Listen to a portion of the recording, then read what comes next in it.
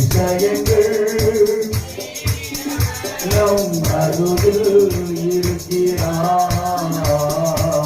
அற்புதங்கள் என்றும் நமக்குள் வசிக்கிறார். தண்ணீரை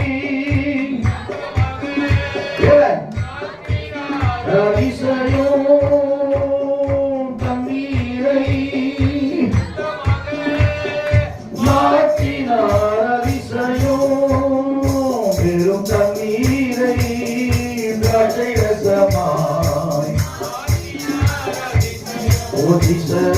வெறும் தண்ணீரை திராட்சை ரசமாய் மாற்றினார்.